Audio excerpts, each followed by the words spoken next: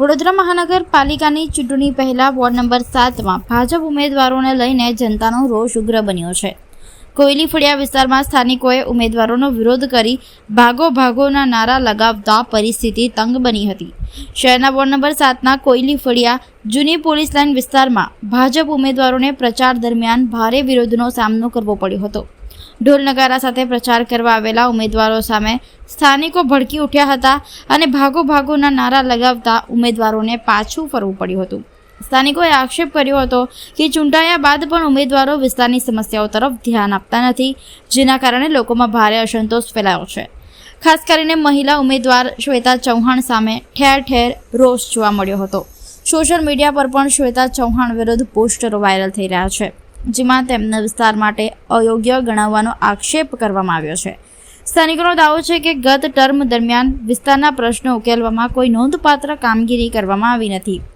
રહીશોએ વધુમાં જણાવ્યું કે ઉમેદવાર માત્ર સોશિયલ મીડિયા સુધી સીમિત રહી ગયા છે અને ગ્રાઉન્ડ પર કામ કરવામાં નિષ્ફળ રહ્યા છે.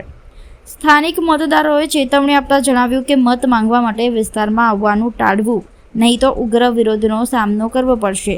સાથે જ અન્ય ભાજપ ઉમેદવારો સાથે પ્રવેશ કરાશે તો પણ કડક પરિણામ ભોગવવું પડશે તેવી ચીમકી આપવામાં આવી છે.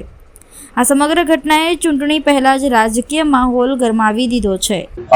5 વર્ષ પછી જીતેલા ઉમેદવાર શ્વેતાબેન ઉત્તેકર અને એમના સાથે 3 સાથી ઉમેદવારો આજે અહીંયા ફેરણી ફરવા આવ્યા હતા ભાજપના.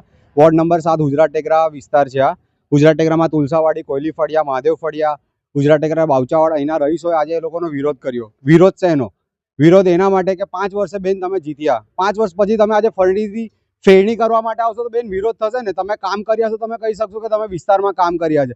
તમે વિસ્તારમાં કામ નથી કર્યા અને આજે તમે ફરીથી વોટ માંગવા માટે આવશો તો તમારો વિરોધ થવાનો છે. અમને છેલ્લા 15 વર્ષથી અમારા વિસ્તારના અંદર અમને સ્થાનિક ઉમેદવાર નથી મળતો. ના ભાજપ આપે છે, ના કોંગ્રેસ આપે છે કે ના આમ આદમી આપે છે.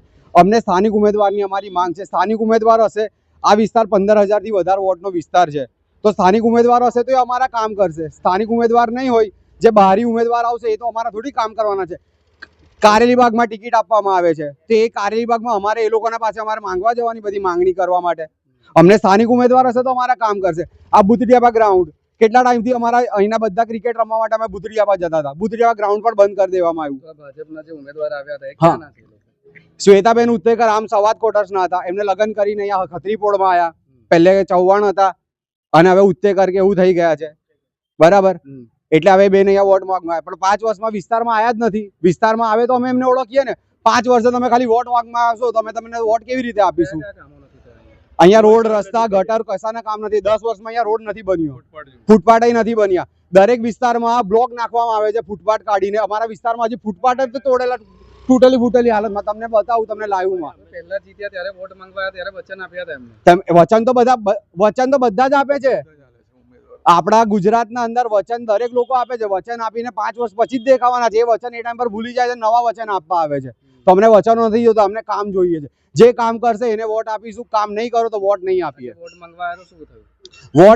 વોટ માંગવા માટે આવ્યા તો અહીંના અમે લોકોએ ઉમેદવારોનો વિરોધ કર્યો અને અહીંના અમારા જે સ્થાનિક યુવા કાર્યકર્તાઓ છે, ભાજપના હોય કે કોંગ્રેસના હોય, આજે ભાજપના કાર્યકર્તા જે સ્થાનિક અહીંના છે અમારા વિસ્તારના યુવાઓ, એ લોકોએ એવું કીધું, ધમકી આપી કે તમે તમારા વિસ્તારના અંદર અમારો વિરોધ કરાવો. કેમ? એ લોકો ભાજપના કાર્યકર છે પણ તમારા વિસ્તારમાં કામ નહીં થતું. એ તો પક્ષને કહેવાના જ છે ને કે ભાઈ પક્ષના કોઈ હવે આ ઉત્તેકર છે તો ઉત્તેકર બેનને કહેશે કે બેન તમે કામ નથી કર્યા એટલે મને મારા વિસ્તારમાં સાંભળવું પડે તમારા લોકોના લીધે.